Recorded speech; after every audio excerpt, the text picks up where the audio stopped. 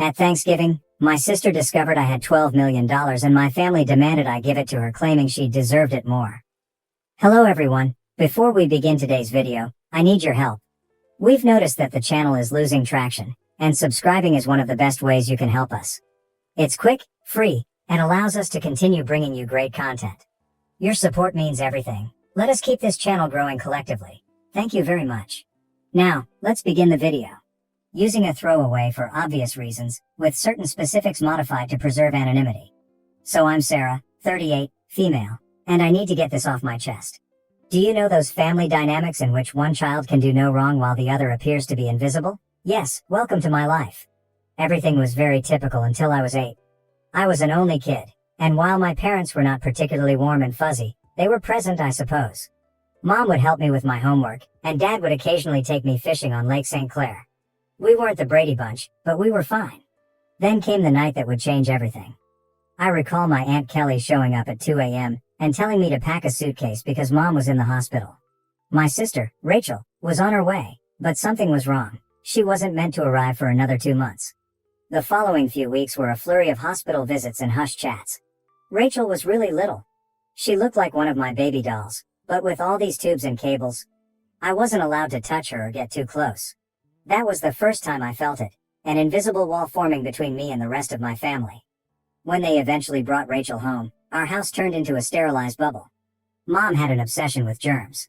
I'm talking industrial strength disinfection throughout, hand sanitizer stations in each room, and constant cleaning. The harsh odor of bleach still causes me distress to this day. But here's the bit that really messed me up. Whenever I showed the slightest symptom of illness, I was whisked off to either Grandma Marie's or Aunt Kelly's house. I mean every time. Sneeze once, pack your bags. A mild cough, you're off to see Grandma. At first, I thought it was enjoyable. Grandma Marie would make cookies, and Aunt Kelly had a fantastic collection of Nancy Drew books that I was working my way through. But children are not stupid. After a while, you begin to understand what is actually going on. You are not being sent away on adventures. You are being handled as a threat. As if your entire existence could damage your beloved sister. I tried everything to gain their attention in a healthier manner. Honestly, everything? Got all A's? Mom would scarcely look up from Rachel's most recent doctor's appointment calendar. Won first prize in the scientific fair with a project about renewable energy. Dad just asked if I could store the display board in the garage since Rachel is allergic to cardboard dust. Is this even a thing? The real kicker came when I was 12. For months, I'd been practicing for the school talent show, teaching myself to perform Bridge Over Troubled Water on the piano. I know it's a little too obvious. Rachel had a 99.1 degree Fahrenheit fever on the night of the show. Guess who did not have anyone in the audience? Meanwhile, 2 weeks later, the entire family, including both sets of grandparents, attended Rachel's 15-minute flute recital, during which she essentially killed hot cross buns. Rachel immediately learned how to use the system. By the age of 7, she had outgrown any real health difficulties, but that didn't stop her from performing. Headache? Must remain home from school. Feeling tired? Someone else, guess who, should perform her tasks. Worried about a test? Mom would literally call the school to have the deadline extended. I began spending more and more time in my room, immersed in books about art history and antiques. It's funny how life works out sometimes. My room became my sanctuary, mostly because Rachel claimed she was allergic to my lavender air freshener, so it was the only place she wouldn't go. Do you know what is actually wrong? When she pretended to be sick, a part of me felt grateful. At the very least, I'd be taken to Grandma Marie's, where someone would ask about my day or be interested in what I was about. Grandma was the one who sparked my interest in vintage jewelry. She had an incredible collection of costume pieces that she let me organize and catalog. I suppose I should have regarded it as prophetic. The worst thing wasn't even the clear favoritism. It was how they rewrote history to excuse their actions. Rachel just needs more attention because she had such a rough start. Sarah's always been so independent. Sarah understands that her sister has special needs. Number I did not comprehend. I was a child who didn't understand why having a good immune system made me less deserving of love. Looking back, I can see how these years shaped me. The persistent message that I was somehow unsafe or inconvenient to be around doesn't just go away. But hey, at least it taught me to be self-sufficient. When no one checks your homework or cares about your triumphs, you quickly learn to be your own cheerleader. High school, the majority of people either loved or loathed it. Me, I regarded it as a ticket out. While Rachel was establishing her drama empire in middle school, I was laying the groundwork for my own escape. And let me tell you, nothing inspires you to accomplish more than knowing that no one will do it for you. Remember how I said I spent hours sorting Grandma Marie's jewelry collection? That taught me a valuable lesson: the need for systematic organization and attention to detail. In high school, I approached everything with the same perspective. My desk at home resembled something out of an organization magazine: color-coded notes, meticulously organized study plans, and everything had its place. Rachel teased me about it, calling me Rain Man. Very great, sis. But here's the thing about being invisible: no one is monitoring your failures or successes. So do whatever the heck you want. I joined every club that would not interfere with my part-time employment at Carson's Diner. Thank you to Carol, the owner, for remembering my birthday when my own parents had forgotten. Debate team? Check. Who is the National Honor Society president? Check. Who is the editor-in-chief of the school newspaper? Check. The debate team was when I truly found my voice. There's something quite rewarding about shattering someone's argument while maintaining complete composure. It also taught me how to negotiate, which I didn't realize at the time but would be useful later. I've won states twice. Rachel had major soccer games, therefore my parents were unable to attend both competitions. She was on the C team, did not even play.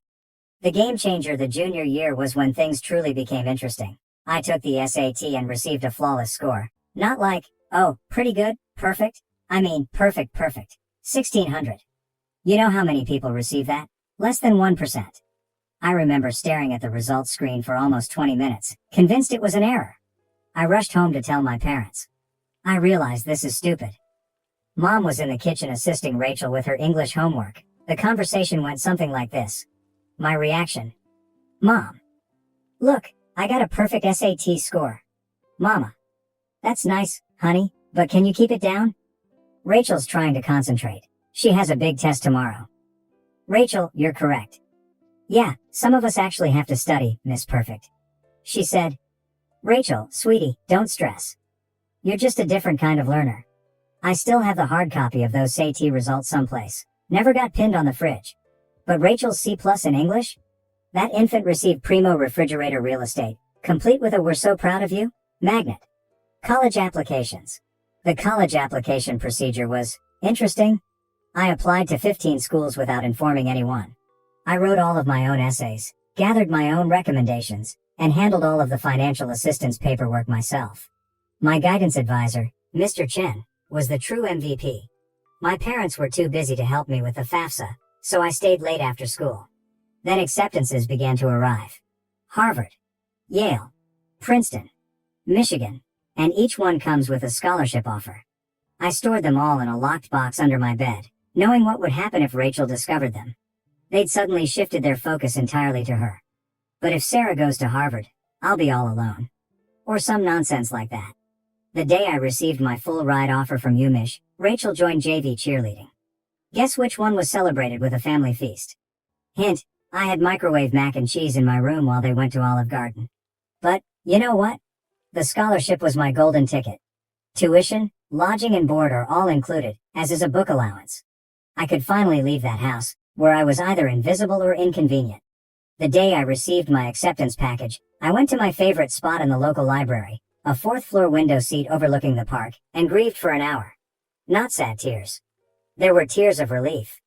When I told my parents at supper that I was going to UMich, they were ecstatic. He said, Michigan? But that's so far. What if Rachel needs you? She replied, I hope you're not expecting us to help with expenses. Rachel's cheerleading competitions are very costly. Rachel is crying.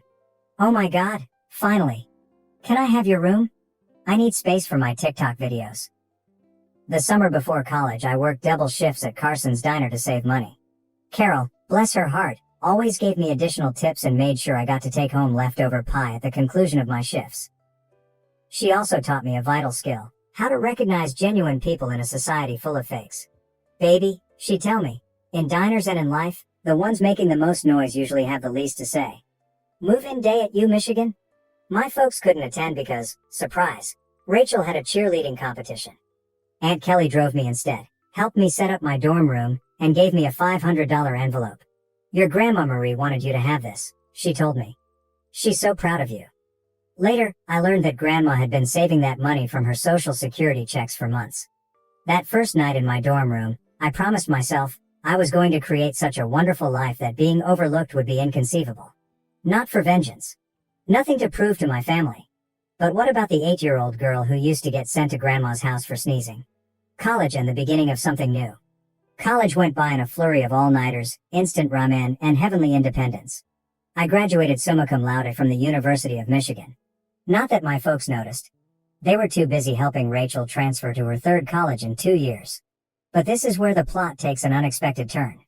I got an entry-level job at Everett and Phillips Auction House in Detroit. I won't use the real name for obvious reasons, but if you're in the business, you probably know who I'm talking about. A genuine high-end establishment, many old money clients, that type of transaction. I began with their estate sales business, which involved documenting the belongings of wealthy individuals after their deaths. Not exactly glamorous, but it paid the bills. The breakthrough. My first several months were very standard, logging countless china sets, categorizing vintage furniture, and so on. Next followed the Kingston estate. Mrs. Kingston was an elderly widow who had died with no children, leaving behind what everyone assumed was a huge collection of costume jewelry. Rooms filled with the material. This is where those hours at Grandma Marie's came in useful. I'm looking through this stack of jewelry when something catches my attention. It's an Art Deco brooch. Nothing really showy, yet something about it felt different. The weight was unsuitable for costume jewelry. The clasping mechanism was far too complex for a copycat. I believe I spent my whole lunch break that day researching old jewelry markers and signatures. I ended up staying late at the office to use the company's membership to several antique jewelry databases. The more I looked, the more certain I got that this was not costume jewelry. It was the real stuff. Problem was, I was the new girl. Nobody would believe me if I claimed we had a potential treasure on our hands. So I did what the debate team taught me. I meticulously prepared my argument. I spent 2 weeks during lunch breaks and evenings learning everything I could about Art Deco jewelry authentication. I even used some of my pitiful excuse for savings to pay for an online gemology course. Finally mustered the guts to approach my boss, Mr. Harrison. I brought the entire presentation, which included comparative images, historical documentation, and the works. The conversation went something like this. My response: "Sir, I think we might have something significant in the Kingston collection." Harrison, scarcely looking up from his phone, says, "Sarah, we've already cataloged those as costume pieces." You are correct. I know, but look at these makers' marks. They match perfectly with Cartier's 1925 signatures.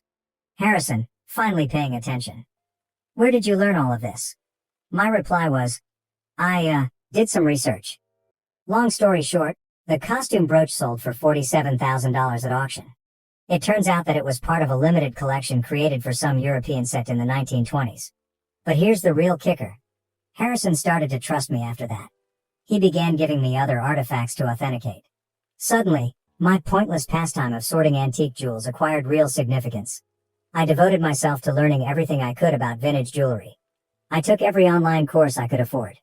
I spent weekends at estate sales, researching items. Even began a small notepad to document various authentication procedures. My apartment looked like a jewelry scholar's fever dream, with walls covered with printouts of vintage hallmarks and certification guidelines. The auction house started getting results. I was discovering important items that others had overlooked, developing contacts with collectors, and knowing the market. My commission checks became larger. For the first time in my life, I was not simply surviving, I was also saving money. Family? Still remarkably uninterested. At Sunday dinners, which I still went to like a fool, the discourse went like this. Mom, Sarah's still at that antique shop, right? This is me. Auction house, and yes. Actually, I just authenticated a rare Tiffany piece. Rachel interrupts. Oh my god, speaking of jewelry. You guys have to see this charm bracelet I bought at the mall. But I didn't care anymore. For once in my life, I had discovered something wholly mine. Something I was actually excellent at. Something unrelated to being Rachel's sister or family disappointment. The Rothschild collection. Then came the Rothschild collection.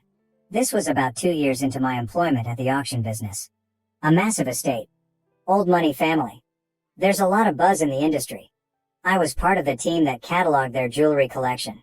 And that's when I noticed it. A fairly commonplace Art Nouveau piece that everyone else had missed. I spent 3 days investigating it. I barely slept. It turned out to be a piece from a famous French jeweler's private collection, which was supposed to have been lost during World War II. When it sold at auction for $238,000, Harrison summoned me to his office. I believed I was being promoted. Instead, he said something that completely changed the situation. "Sarah, you're wasting your talent here. You should be running your own authentication business." Initially, I shrugged it off. Me? Start a business? With what money? However, the notion took root. I began doing modest freelance authentication projects on the side. Word spread that I had a terrific site. Private collectors began contacting us directly. One night, I was sitting in my modest apartment, surrounded by jewelry manuals and authentication tools that I had gradually accumulated, when I had an epiphany. This is something I could actually do. I could create anything on my own.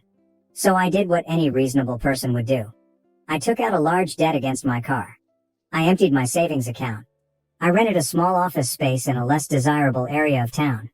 People believed I was insane. Perhaps I was. I transformed a storage room above a Chinese restaurant that was about the size of a college dorm room. The rent was low because it always smelled like Kung Pao chicken, and the Wi-Fi only functioned if you sat in the corner by the window. But it was mine. The struggle. The first few months were interesting, and by interesting, I mean scary. I'd awaken at 4 a.m. with cold sweats, calculating how many months till my savings ran out. Loan payments felt like a rope around my neck. My office furnishings comprised of, I purchased a card table from Goodwill.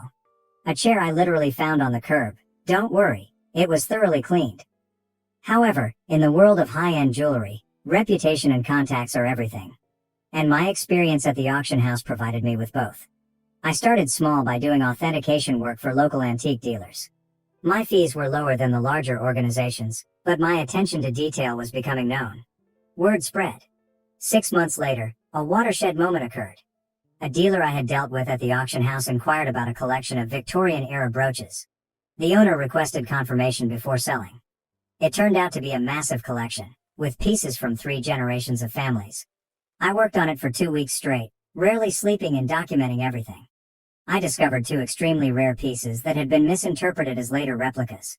The owner was so delighted with my detailed analysis that she not only paid my fee, but also offered me a 10% commission when the piece sold.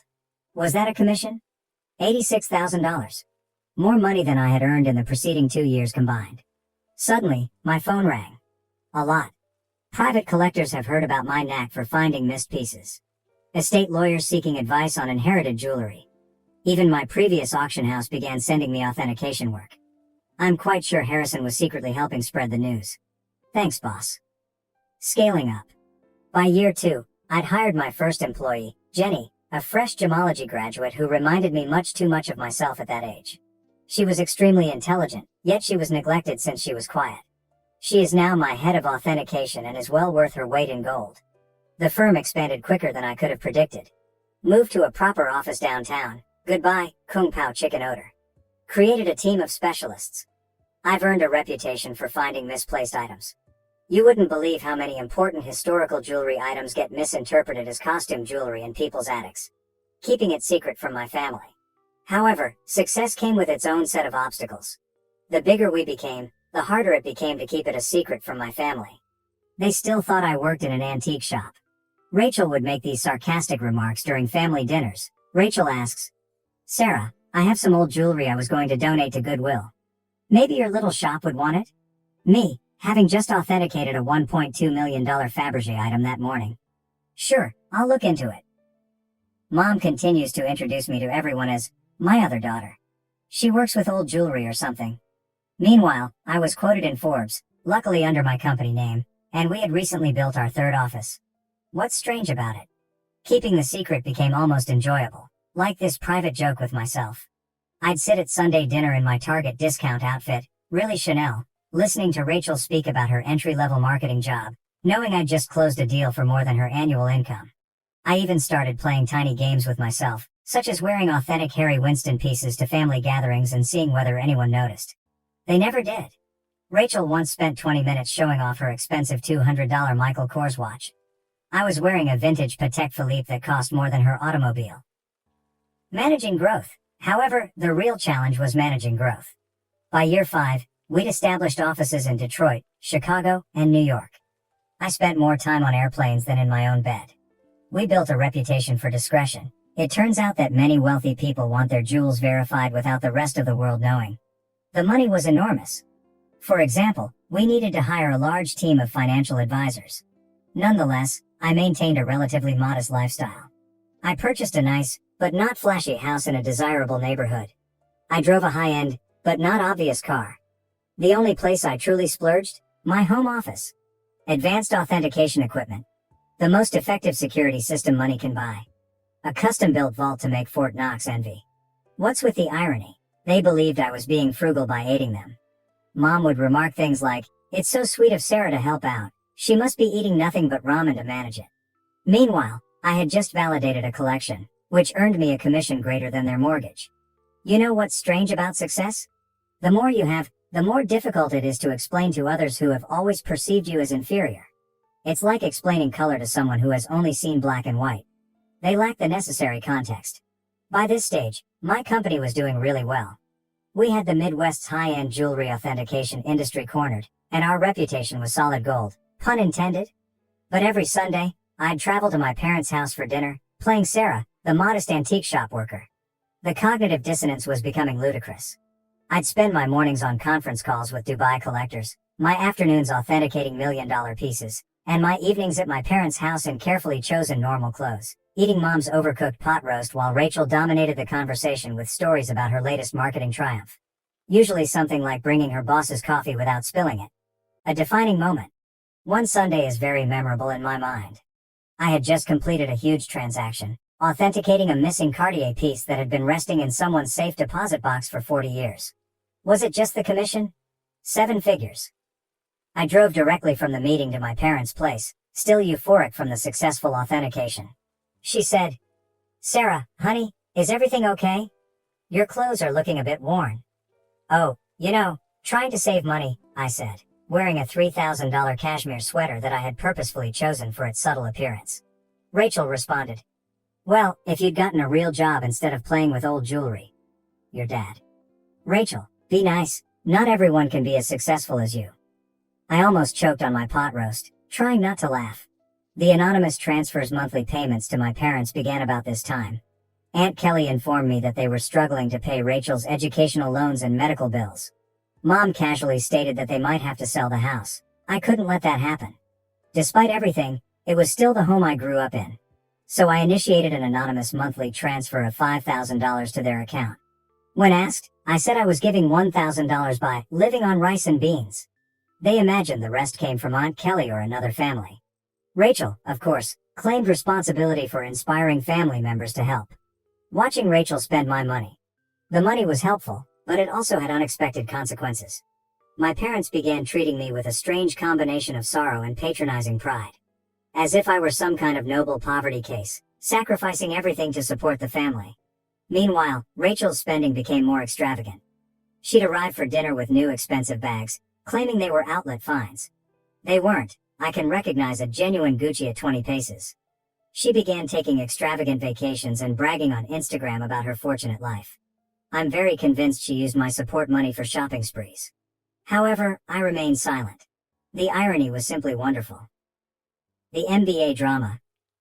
Then came the college fund drama. Rachel revealed that she wants to return to school for her MBA.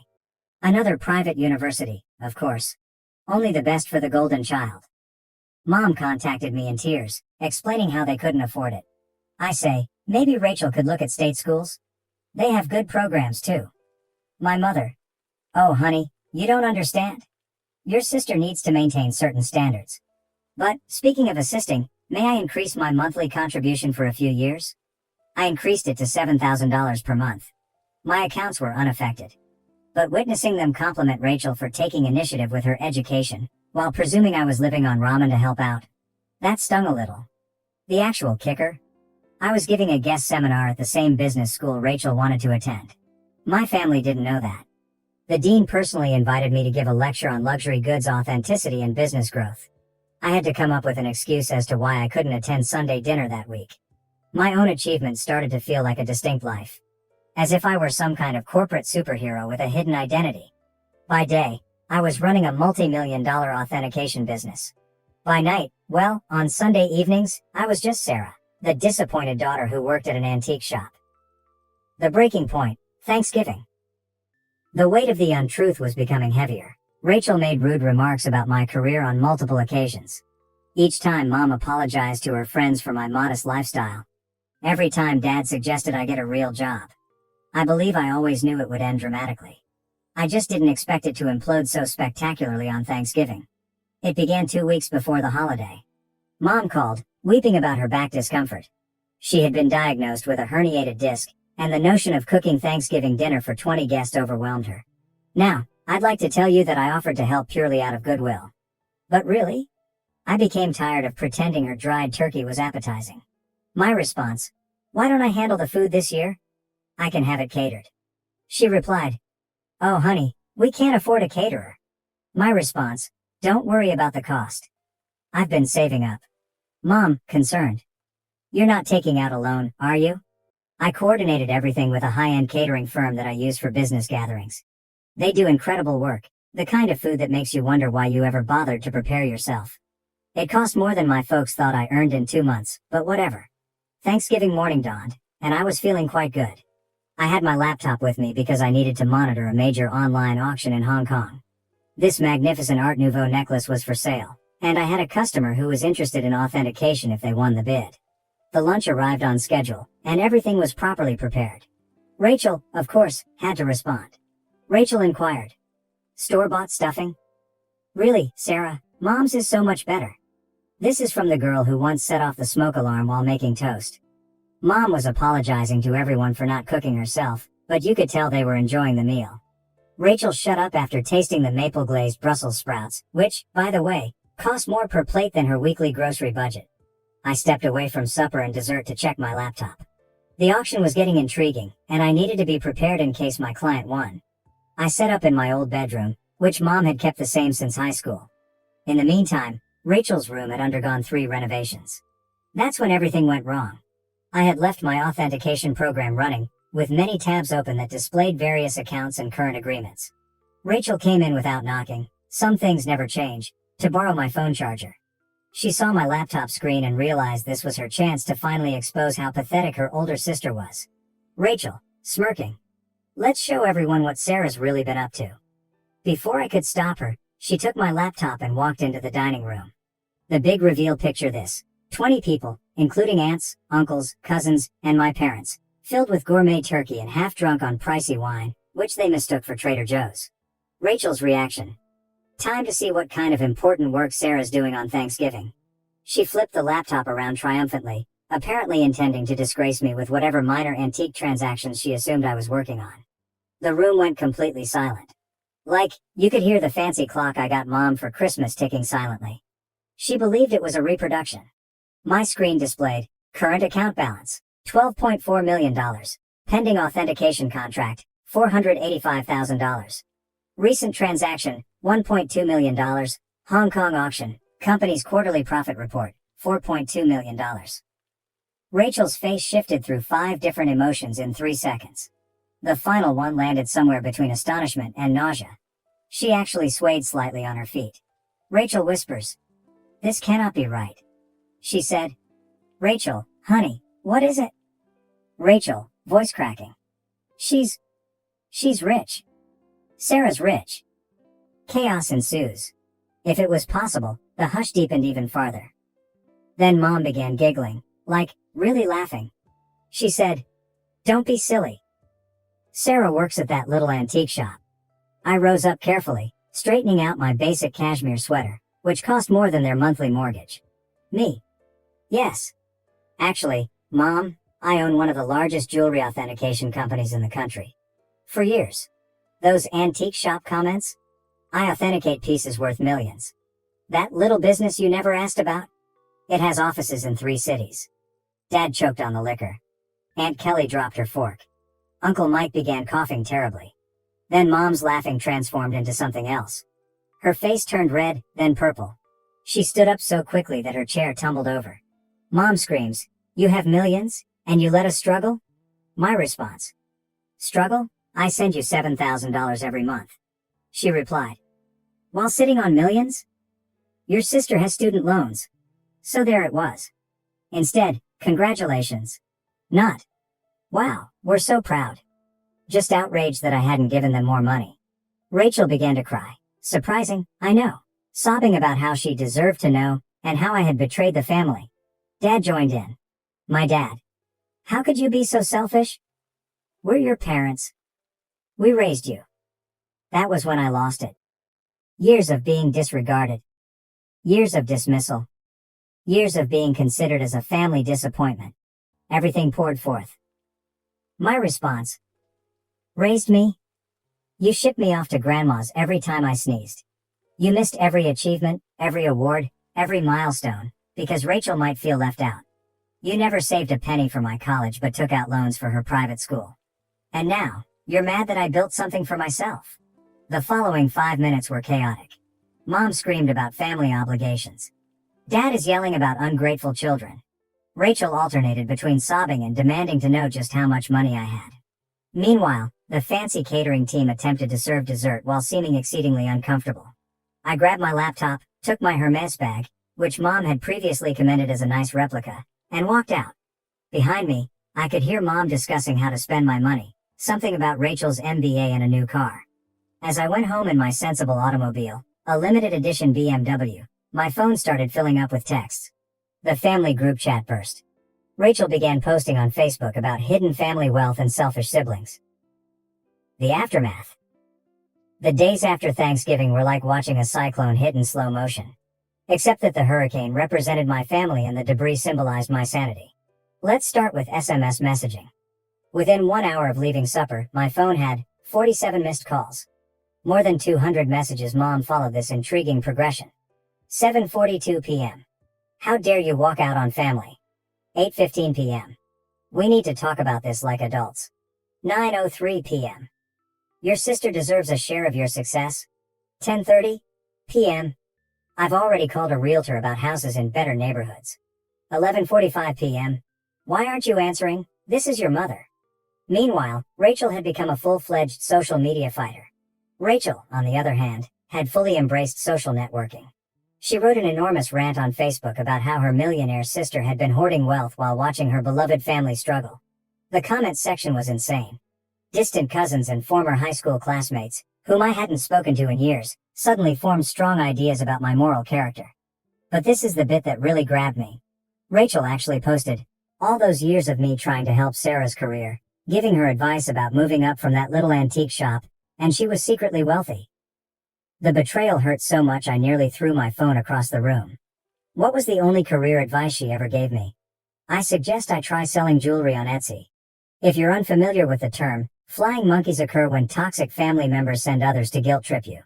Aunt Susan, whom I saw maybe once every 3 years, called to inform me that family is everything. Uncle Bob, who I'm pretty sure still believes I'm 12, emailed me a lengthy lecture on the importance of sharing wealth. Even my third cousin's wife's sister, how did she acquire my number, felt compelled to express her thoughts on family obligation. But the real fun began when they arrived at my workplace. I arrived in on Monday morning to find Mom, Dad, and Rachel sitting in our reception area. They informed Jenny, my receptionist, that they had an appointment for authenticating services. Rachel clutched her Michael Kors bag as if it was genuinely worth something. The conversation went about as well as one would expect. Your mother. We've discussed it as a family. I said. A family discussion, without the family member you're discussing. Mom, ignoring me. And we think it's only fair that you set up trust funds for everyone. Rachel responds. I need at least $2 million to start my new life properly. Dad said. And your mother and I would like to retire. We're thinking a beach house in Florida. This is me. Did you miss the part where I've been sending you $7,000 monthly? Rachel responds. That's nothing compared to what you have. You owe us. You're thinking, I owe you? For what, exactly? The years of being ignored? The missed graduations? The constant comparisons? Mama. Don't be dramatic, Sarah. We gave you everything. My response. No. I gave myself everything, and you know what? I'm done. Right there in my own office lobby, I took out my phone and canceled the monthly transfers to their account. Mom gasped as if I'd slapped her. Rachel began her phony crying performance, but quickly stopped when she saw it wasn't working. Then things became ugly. They refused to leave. I had to contact security. Seeing my 60-year-old mother being dragged out while yelling about ungrateful children was bizarre. Jenny asked whether I wanted to press charges. I said no. However, I did have their names placed on the building's do not admit list. The harassment lasted for weeks. New telephone numbers. Fake email addresses. Even tried to contact me through my company's customer service. I finally had to issue a formal legal notice, threatening harassment charges. Mom then played her final card. She called Grandma Marie, but here's the thing about Grandma Marie, she is wiser than all of them together. How did she respond? Good for Sarah. About time someone in this family succeeded on their own terms. Mom did not speak with her for 2 months after that. It has been 6 months since Thanksgiving. I relocated to a new home, with better security. I changed all of my numbers. What about the company? We are doing better than ever. It turns out that my family problems attracted several high-profile clients who respected my caution in the circumstance.